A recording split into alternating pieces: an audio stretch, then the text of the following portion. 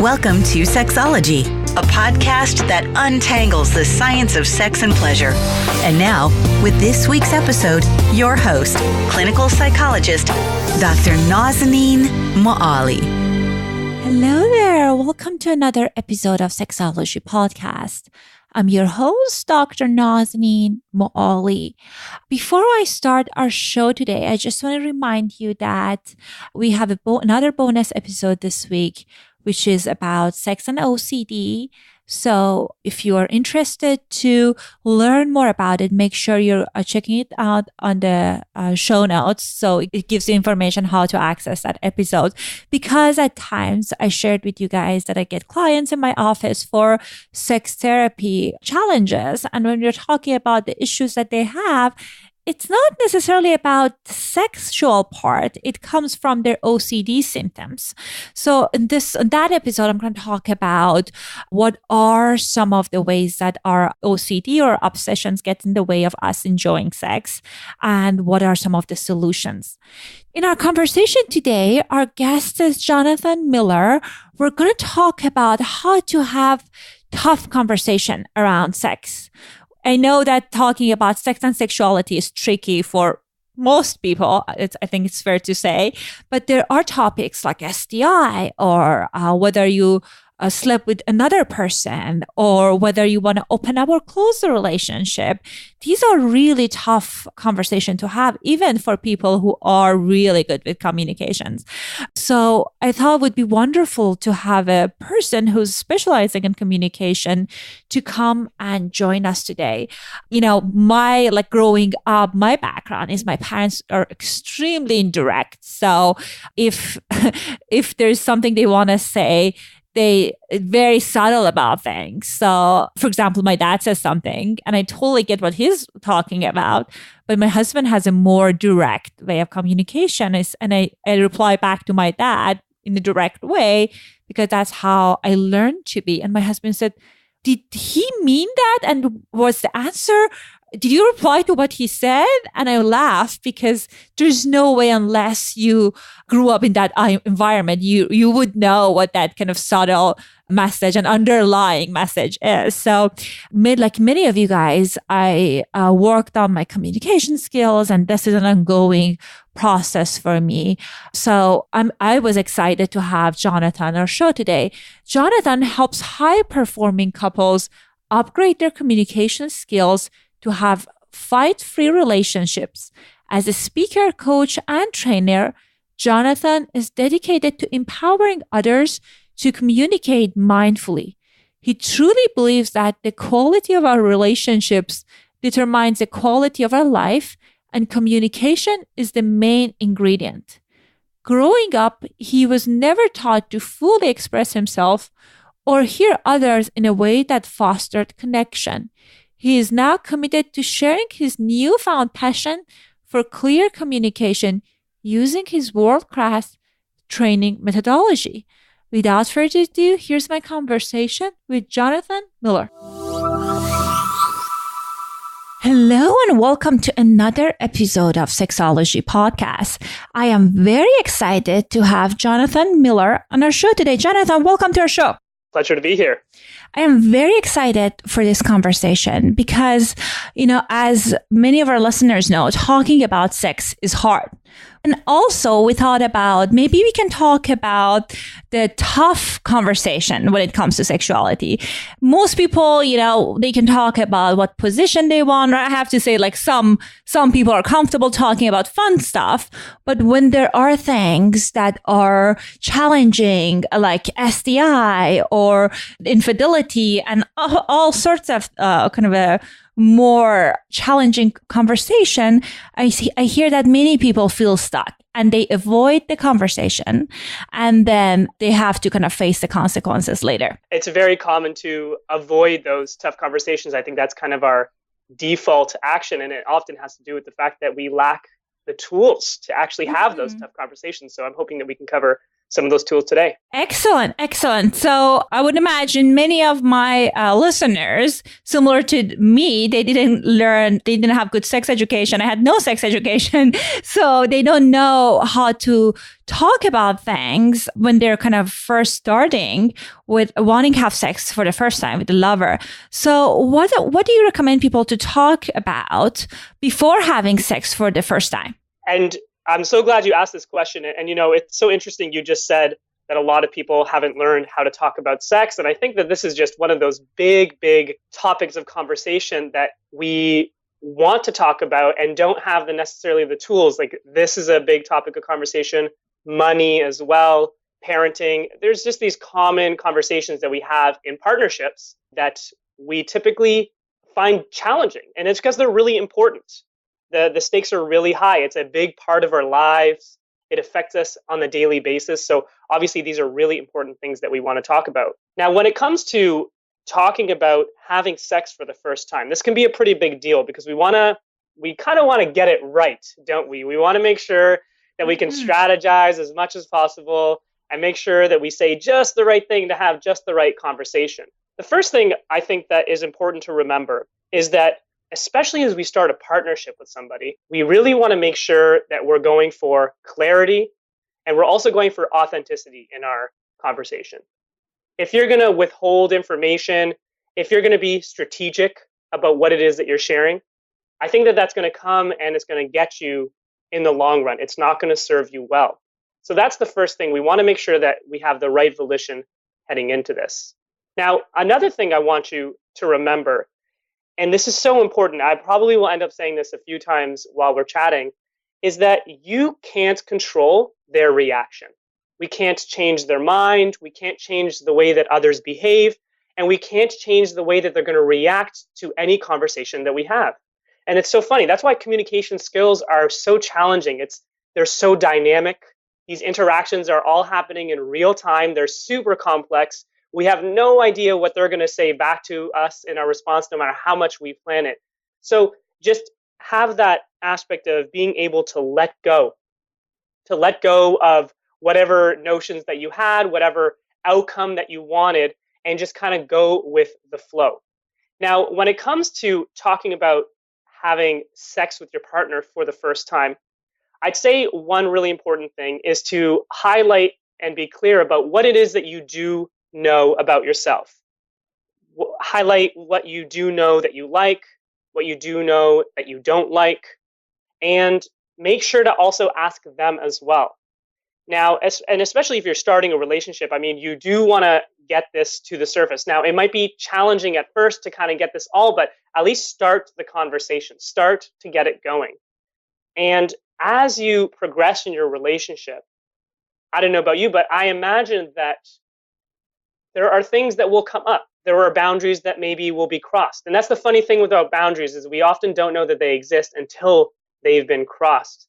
And so as soon as they are crossed, it's just really important to speak up, to make sure that your partner knows, and to also reassure them that they're not doing anything wrong. It's just that this is a boundary. And, I still think you're wonderful and I still think you're attractive and I still want to continue this relationship. So in terms of talking about with your partner for the first time, I'll kind of recap. First off, you really want to go for clarity and you want to be authentic. Be as real as possible. And don't try to be strategic because people can smell that. They know right away when you're not being fully authentic. The next thing I would say also is to make sure that you know that you can't control their reaction. So if you want to engage with them in a conversation about having sex for the first time, they may not react the way that you expect. Don't try to hold on to any particular outcome. Be okay with that. You cannot control their reaction.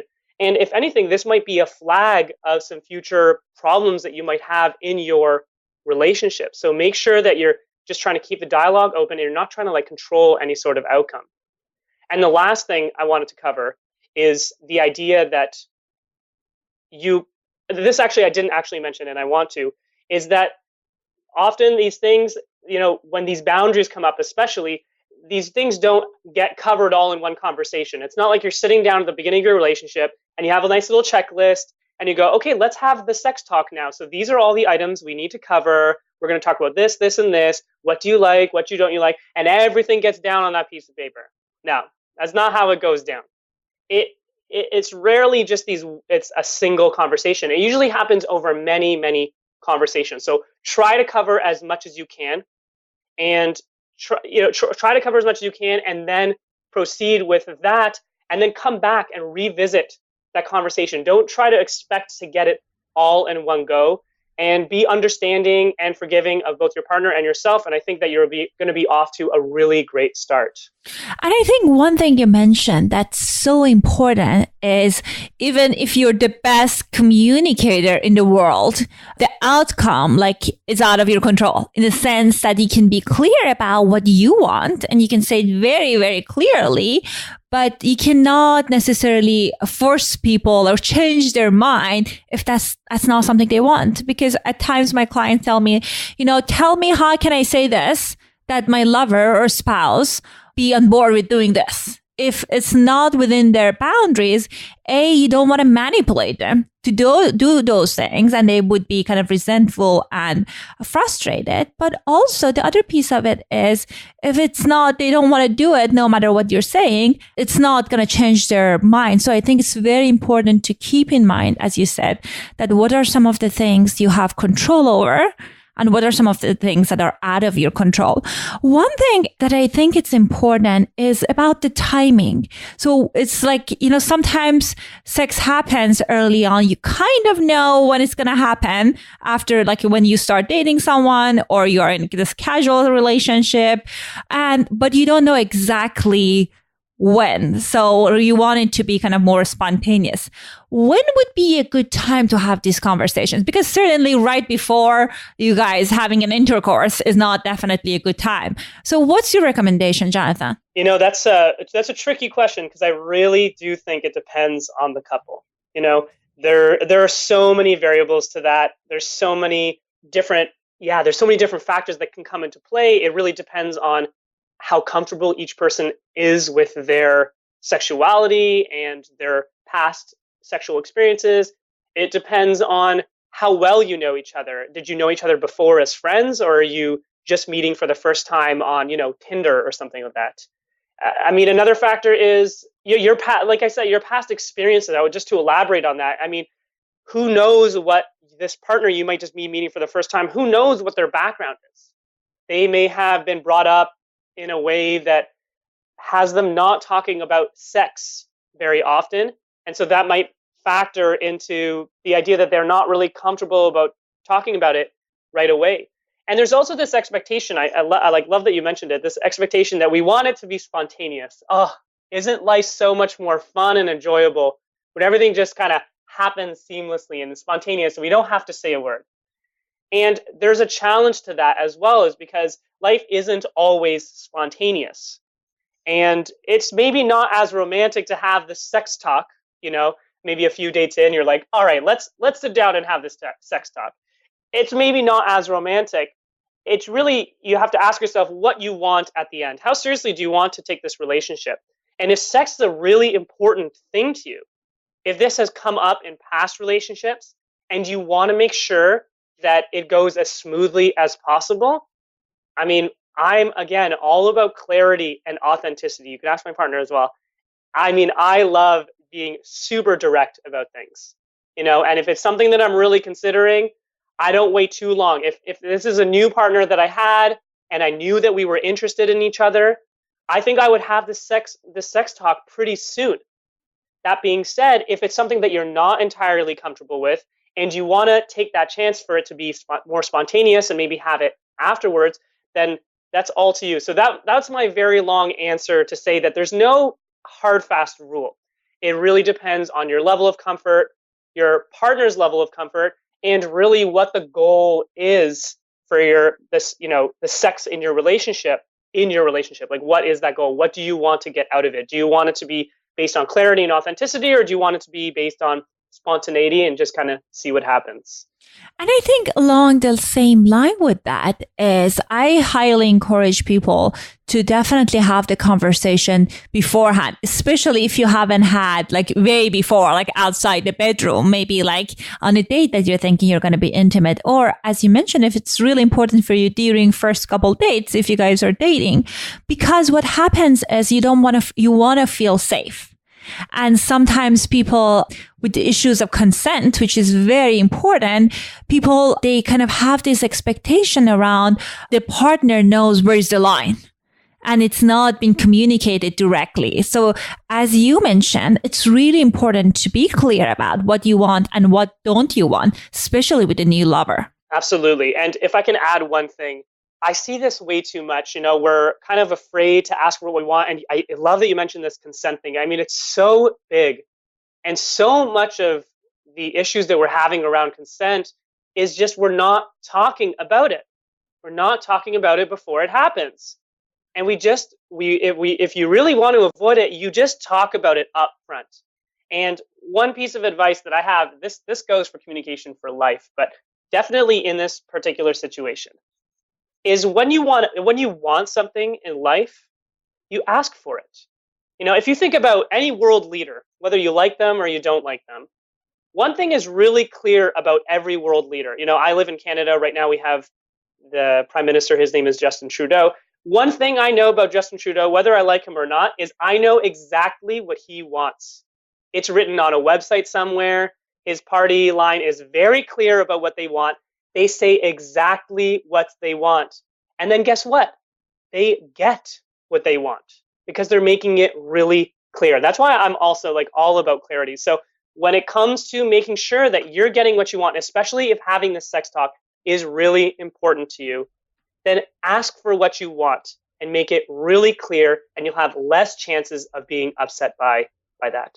Well, about the same kind of a conversation around with new lover or possibly with someone that you've been intimate in the past, one of the I feel the most challenging conversation around sex is when you want to talk about your STI or STD with your partner and talking about something as vulnerable like that.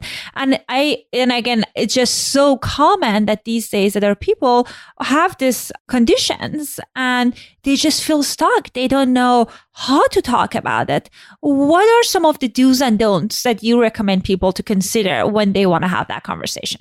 Definitely a tough conversation, and it's totally normal to feel intimidated to approach a partner, particularly a long-term partner, about this very tricky topic because there are, huge ramifications that are possible with this. And I have a few recommendations around how to approach this very tricky topic. The first recommendation I have is around a communication technique that I like to call talking about the talk. And the way that this kind of goes down is when there are things that I have a really hard time talking about. Maybe it's a really difficult conversation that I have to have with my partner about whatever it is. What I like to do is I like to talk about the fact that I don't know how to talk about this thing with them. So what that might look like is, say that you really want to share about an STI with your partner. What you may start the conversation with is something along the lines of, I want to share something with you. I'm feeling really nervous and I'm feeling really intimidated to talk about this. And I really value the relationship that we have and having trust and transparency in our relationship. And so I want to talk to you about the fact that I have this STI and it's a really big part of my life and I think it's super important to share with you, but I'm really intimidated to talk about it. I just don't know how to approach this thing with you. What do you think about this? How do you want to talk about this really important thing for me? And what we're doing at the end there is we're getting curious. That's such an important part of any conversation. We often go in trying to deliver a message rather than get curious and find out what's going on with their experience. So that's one technique I would offer, is to talk about the talk. When you're not really sure how to talk about it, talk about the fact that you're not really sure how to talk about it. Because then you can, at a higher level, address, okay, well, how do we talk about this tricky topic? You're talking about the context. And then you get into the content of actually, what is it like to talk about what is it like to be with an STI, and how do you feel about it, and blah, blah, blah. So that's one technique I'd kind of offer there for listeners. The other one I would offer is what I call the committed point of view. Now, one thing that's super important in communication is intentions. We are, as human beings, obsessed with intentions. We care so much about everyone's intentions. And it's part of our biology. We're programmed to, survive and be safe. And we want to know what's going on in everyone else's head. We want to know, is this person someone I can trust, or is this person someone I can't trust? Are they going to hurt me? Are they going to harm me? So our mind is on constant alert to make sure that we stay safe. And when we're talking to people, we desperately want to know what their intentions are. If you think about getting a sales call or a sales pitch from somebody, it doesn't feel great often to get that sales pitch because you kind of know what their intentions are. Their intentions are to sell something, and it's not really for your benefit specifically. And so you don't feel good. You kind of feel slimy about it. And so what we want to do in our conversations, particularly with our partners who we I hope care deeply about, and we care deeply about this relationship, is that we want to make our intentions clear. Because what that does is, as soon as intentions are made clear, then the other person can start listening from a place of trust rather than from a, can I trust what this person is going to say? Even with their partner. That's the craziest part. The mind does not pick preferences. It does not discriminate. It goes, this is a blanket thing for everyone. And so the way that the committed point of view works is we start talking about what we're committed to. And essentially that's a declaration of our intentions. So if I had an STI and I was going to talk to my partner about it, what I might say to my partner is, I might say, I want to let you know that I'm committed to making this relationship absolutely incredible and being fully transparent with you and fully authentic with you. Now, here's my thing that I want to share with you. And then you can share that thing with them about the STI or whatever it is that you want to share about that. You can also get curious. What do you think about an STI? If you were dating a partner, how would that, with an STI, how would that impact you? And get curious and find out what's going on, and then share your point of view. And just make your intentions really clear, that you're not trying to corner them, you're not trying to get them to do something or be a certain way, that you are looking for clarity in your relationship, and you're looking to share, and you're looking to build trust. And I think that's going to go a long way in your conversations. And I think I really like that you focused on the safety thing, because it reminded me of some other factor that as human being, we are kind of wired in a way to see who's safe and who's not. I think most of us. And we don't want to share vulnerable information with people that we don't feel safe with.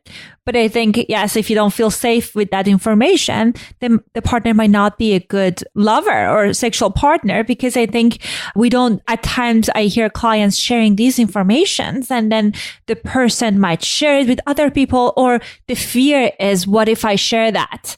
The potential lover would talk about it with other people, and I would feel shame and guilt about that. Mm-hmm. Yeah, definitely. I definitely see that possibility. Yeah. Well, I think the other piece of thing is around the communication is that kind of like we are at times projecting kind of like our expectation and the way we kind of think that the partner or the lover, they think the same way that we're thinking. I definitely had this kind of situation with my clients that they're sharing with me. Some people, they really don't care. If you have an STI, they want to be safe, but it's not a deal breaker for them. And for some people also, it can be a deal breaker. But again, if you don't share that with the potential lover, you wouldn't know. Absolutely. That's the whole clarity and authenticity thing. And this is a partner you're going for. If you're, sadistic and this is like a one-time thing and you're just like not going to tell them, do whatever you need to do. But if this is a partner, you're really trying to build trust and transparency and authenticity in your relationship, then I would say you'd want to be upfront about that kind of stuff. And I think one thing that can make it more complicated, I certainly have seen it many times in my practice, that when you're having an affair or you had kind of a one night stand with her or a long-term affair and you got this STI from not this primary partner, secondary partner. So I think that makes it challenging. And I wanted to know, first of all, what do you recommend as far as how to tell our partner if we slept with someone else? And then second part of it is, in what context of STI, how can we talk about that this was the result of that, kind of the betrayal? That is a difficult conversation and a half. Let's just say that right off the bat. There's a lot at play here. And the first thing I want to tell you is that there are no magic words. I'm not going to be able to teach you these words, the script that you can say, and everything will work out okay. Especially if in this relationship that you have, there was either a spoken or an unspoken agreement that you would not have a sexual affair with anyone outside the relationship, then it becomes really, really challenging. Now, if that was already part of the agreement and it happened, I think there's a lot less complications and there's more just opportunity to be super clear and straightforward about what happened and how you as a team you want to approach this. But in this situation where you slept with someone else, you didn't necessarily tell your partner, and what you want to do is you want to build trust and you want to build transparency in your relationship, and you got this STI, it's really important to share that with them. I'm going to keep going back. I mean, ultimately, the way that you want to do this is to be clear and be transparent. You can avoid this conversation for only so long, but at the end of the day, this will be a thorn in your relationship. We want our relationships to be based on trust. Without that trust, the relationship erodes. And so it's super important to, at some point, talk about this. Now, I want to, again, reiterate the idea is that you cannot control their reaction. So no matter how you head into this conversation, I mean, I imagine that they're going to be a little bit angry. Like, they're going to be at least a little bit angry. I'm sure. Yes. I mean, a little would be the underestimation. Yeah. Right. I imagine if my partner told me this, I would be angry. And at the same time, then it's up to them on how it is that they are going to react. I imagine in some scenarios, they'd react with anger and it might end the relationship. And that's just the consequence of your actions. There's nothing wrong or right about it. That's just the impact that your actions had. And we want to take away and learn from, what impact our actions have on others.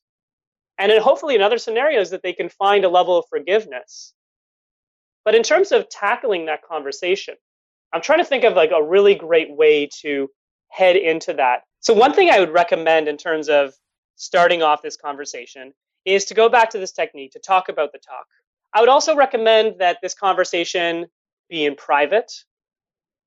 And I would also recommend that you put some time aside in both your calendars, maybe not like booking a meeting like you're at work, but make sure that there's going to be no interruptions, because this is going to be a longer conversation. That's for sure. So don't do this in the 15 minutes before you have to head out and see some friends. That's not the best time to do this. Do this when you know you have a block of time where you can talk about it, where you can get into it, where you can allow for the time and space for whatever it is to unfold. Now, when you actually break this news, there's no magical way to break the news. Make sure that you're focusing first and foremost on their feelings. I have this saying, I always say feelings first, then problem solving. Because there's going to be a lot of feelings here. It's going to get real messy. And what you want to do is you want to make sure that they feel heard and understood in that moment. That you're making an effort to really try to understand what's going on for them. Because you don't know what's going on for them. That's impossible. But with empathy, you can at least try. And you can show that you're trying. And so what you want to do is you want to listen to them, really listen to them. And listen for how it is that they're feeling. And acknowledge how it is that they're feeling. It's like, wow, you seem so angry right now. And they're going to say, yeah, of course I'm angry, blah, blah, blah, blah, blah. And just stay with them. Think about what they are going through in this moment. Put your stuff aside. and just really be with them. There is this incredible power that comes with acknowledging and validating. And that is one of the biggest missing ingredients that I find in all relationships, is that most of us, because we don't learn, communication is mostly unconscious and unintentional. Rarely do we have formal communication training in life. We just learn communication from what's going on around us. We're born into whatever country and society, and we just kind of pick up the language from our parents and their friends and whoever it is, and we just kind of grow up in this society. So we often don't take time to look at our language. And so we don't learn incredible tools like acknowledging and validating. And so acknowledging and validating will look like, well, of course you're feeling angry. It's no wonder, I went off and we had this agreement of trust and I slept with somebody. So of course you're feeling angry. And then they're going to go off and just repeat that process. Really be there with them. Find out what's going on in terms of how it is that they're feeling. What's going on in terms of their needs right now. And if you need to, take breaks, take breaths, because often in these situations, we say things that we regret.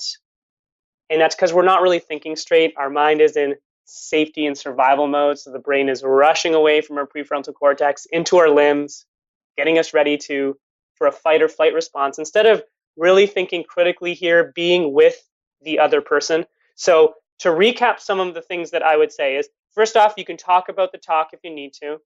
I also said to make sure to take some time, do it in private, and take a break if you need to, and to acknowledge and validate. Don't make this about you, because you really want to make sure that they are able to listen to you in the first place, and then you can only do that by listening to them first. So they're obviously in dire need of empathy. So put your needs aside for a moment, be there with them, make sure that they can calm down a little bit, that they got out what they needed to get out, and then share kind of from your perspective why it happened, what happened, and hopefully you can manage the storm that way.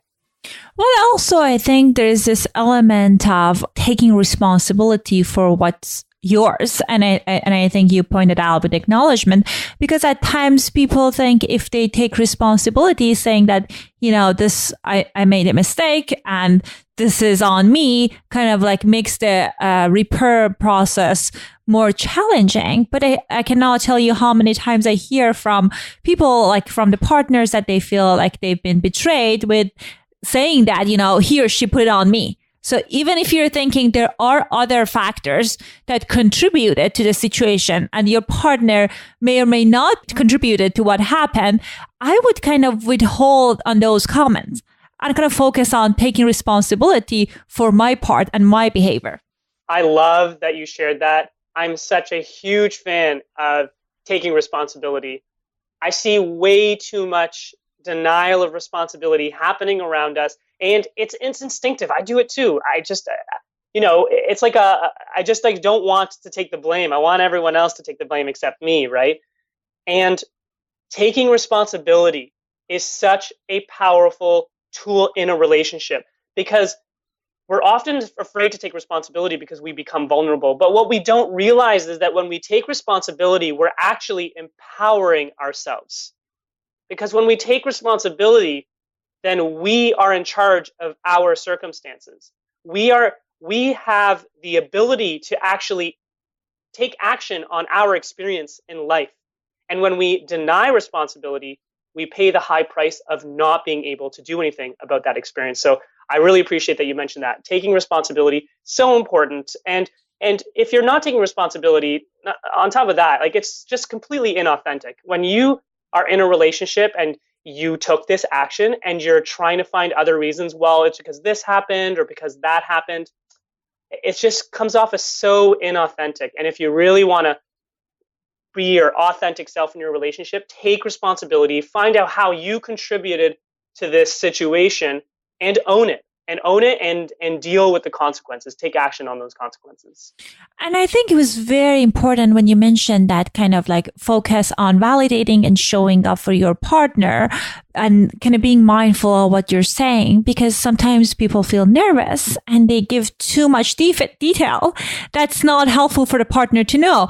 And if this is a partner that you're going to continue, I can guarantee that wouldn't be the last time you guys are having that conversation. It will come up, and the purpose of this conversation might shift from time to time. Maybe the first time is you're acknowledging it and you're focusing on the partner's emotions and just giving them the information that happened. But I highly encourage people to think about how much they are sharing, because some information that's A, can be traumatizing to your partner, and B, there are things, as you said, that you cannot take back. Yeah, I completely agree. And that's so perfect what you said. And it really hits home the idea. I see too many of my students come up to me and they want, these communication tips and tricks, and they expect, okay, you know what? I got it. I know exactly how to do this. I'm going to go home. I'm going to have this conversation, and then boop, all of it's resolved. But that's not how it works. These things don't happen over the course of one conversation, especially these tough conversations. They happen over the course of many conversations. They all kind of add up as one larger conversation. So I love your input of taking it like a little bit at a time and going from there. And I think that another very tough conversation, and the topic is talking to your partner about opening up or closing the sexual relationship for any reason that you might kind of consider you want to. For example, let's talk about opening up the relationship. That can be such a tricky topic to talk about, and also sensitive topic. So how do you encourage people to talk about it? I mean, first and foremost, the most important thing to remember is this is a relationship you want to build on trust. Now, if this is something that's really important to you, you want to bring it up to your partner. Because withholding that little bit from you, that part of you is holding back a part of you from the relationship. They don't get to fully experience you in the relationship. And I think it's just having a healthy dialogue about it, really. I don't think it has to be necessarily a tough conversation. It can be a simple thing about, hey, I wanted to explore this idea. Can we role play it? Because I think that would be very interesting to role play. Sure. Yeah, I'd love to role play it. So who am I going to play here? You're going to be the person who want to open up the relationship, because that's going to be the toughest part, I guess. Okay, great. So, okay. Dr. Moali, please call me Naz if you're having this conversation. Okay. Probably we're on a first name basis. Okay, I guess we're on the first name basis by now.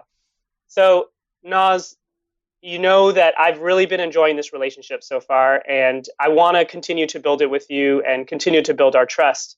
And one thing that's been on my mind lately is looking at the possibility of opening up this relationship. Have you had any thoughts about that? Is that something that you think you'd ever be interested in? Is that because I'm not interested in a threesome? You brought it up the other night. I said no, and you're punishing me now. So you're really concerned that the reason I'm bringing it up is because I don't actually love you and I don't actually find you attractive. Is that right? Exactly. Yeah, totally. And I want to let you know that that's definitely not the case. I think that you're so attractive and I can't keep my hands off you. And I'm also really interested in exploring other possibilities. How do you feel about that? I'm not interested. And also, you could have mentioned it when we met, like we've been dating for a while. And now that I have feeling for you, you think I'm not good enough and you're tired of me. So you're thinking that this is like a little bit unfair that I'm bringing this up now, well after we started dating, and that I didn't bring it up at the beginning. Is that right? Mm-hmm. Yeah, I can totally see why you would be a little bit upset about that. And I guess the thing is that I didn't really know that this is something that I wanted to do. And it's only once I was able to build this amazing relationship with you and trust you that I really felt comfortable bringing this up with you. And I don't think that I would have brought this up with you if I didn't trust you and didn't feel comfortable with you. Well, I feel very hurt and disappointed from you. And I started seeing a future with you, but obviously it seems like that's not what you want. Yeah, I can see why you would think that. And I definitely do see you in my future. And I can see why that you would be really hurt by what it is that I said. And I think that's why mostly I just want to have a conversation about it. I'm definitely not taking any actions. And I would never think of doing anything like this without first having this conversation with you, because you, more than anything, mean the world to me. So that's why I'm trying to open this conversation and see if it's something that we can explore. And if it's not, then we can talk about that as well and what that means for us. I think this was excellent, kind of getting out of the role. I think a few things that I found was very helpful, that you were kind of on the spot reflecting what I was saying. So I was truly feeling that you were tuning in. That's right. Yeah. So a really amazing communication technique, especially in tough conversations, is to reflect what they are saying. And this kind of goes back to this earlier thing I mentioned about feelings first, then problems, is that I was constantly listening to how it is that you were feeling in that moment and acknowledging that, like, you are feeling really hurt right now. You're feeling actually really upset and maybe even a little bit betrayed. I hear that. I'm with you. And once you know that I hear that, your kind of defenses lower down a little bit and you're going to be more receptive to what it is that I'm going to say. So I highly recommend listeners, whenever you're having these tough conversations, take the time to reflect. Reflecting is so good because it gives you a chance to make sure you're clear, right? So you're repeating back, you're making sure that you're clear, because if you're not clear, then they get to correct you, which is great. You want that clarity. And best of all, what paraphrasing really does, and this is like the secret benefit of it, is it slows down the conversation. Too often we're barreling through and we're just trying to get all this stuff out as quickly as possible. And paraphrasing takes it down a notch. And when we slow things down, we can think more clearly. We can be more mindful about our words, mindful about how those words are impacting others, and have a better conversation overall. And the other part that I thought was excellent, the reassurance that you gave at the end. So it felt like a dialogue versus saying that this is what I'm doing, whether you are on board or not. So I think that helped me to kind of like feel less angry if I was the partner. Yeah, and that's that intentions piece again. We're very concerned about intentions. You were obviously super concerned that I didn't love you and I never meant for this relationship to last, and I just wanted to use you to and whatever it is that you thought my intentions were. The fact is that, you didn't know what my intentions were. And after I validated your feelings, I made it super clear where my head is at and where my heart was at as well. And I think that really helped. There was another thing that I don't know if you picked up on, and I'd love to give this one to listeners as well, is that I love using the word and, especially instead of the word but. What and does is it allows for both ideas to live. When we use the words yeah, but, especially yeah, but, oh my goodness. When we say yeah, but, we're saying, yeah, I hear what you're saying, but here's why that's completely irrelevant. And so what I love to do is I love to use the word and. I even love to emphasize the word and keep your butt out of there. Great. This was excellent and very helpful. And I think this is one of those things, that communication that requires lots of practice and also acquiring new skills. And I wanted to make sure I know that you have your own podcast, and the communication is something that's part of your profession. So Jonathan, tell us, what are some of the offering do you have? What are some of the classes, workshops that you have around communication? I'd love to tell you about all these things. So yes, my podcast, you can listen to the Mindful Communication Podcast. That's more of a side project. It's just a hobby of mine. I think communication is so cool. So I interview a lot of really smart people who know a lot about communication and all different aspects of communication on this show. So you can check that out. It's called the Mindful Communication Podcast. And also my website, mindfulcommunication.me. And what I do is I help high-performing couples upgrade their communication skills so that they can have a fight-free relationship. Because even when couples are doing pretty well together, there's those moments, those moments where we disconnect from one another. And in those moments, we don't want those things to happen. And I want to tell you that I don't have those moments. My partner and I, we've been practicing these communication skills for years. And our last fight was more than 2 years ago. We have disagreements. Of course we have disagreements. You can't agree with someone all the time. But the way that we handle them is so tactful. We always keep our cool, and we always manage to address feelings and come to amazing conclusions because we're working together. And that's because like you said, we've practiced these skills a lot. So what I'm doing is I'm offering a course. It's called the Turn Your FUs into I Love Yous program. And it's a 6-week program, and it takes you through how to have a fight-free relationship. And I promise with all these tools that you can have that you can have that fight-free relationship and keep that connection in your relationship, keep that partnership going. You can also check me out on Facebook and Instagram at Mindful Communication, and Facebook is at Mindful Comms.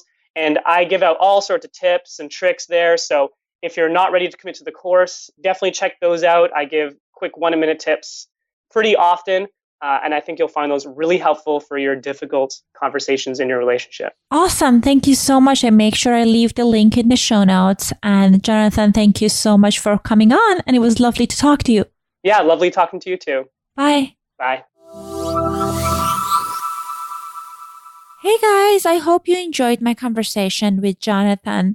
I found the role play part of our conversation mostly useful because it gave me kind of more hands-on strategies to use. And I encourage you guys, if there's a conversation that is coming up and that's tough for you, to role play with a friend, with a therapist, with a coach, because then you can see, first of all, it gives you opportunity to practice.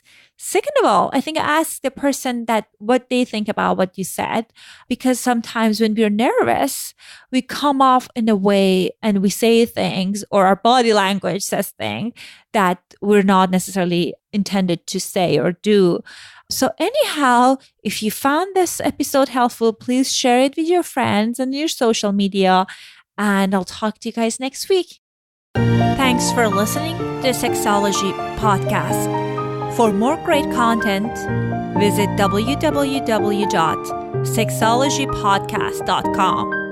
Please be advised that information presented on this podcast is not a substitute for seeking help from a licensed mental health provider.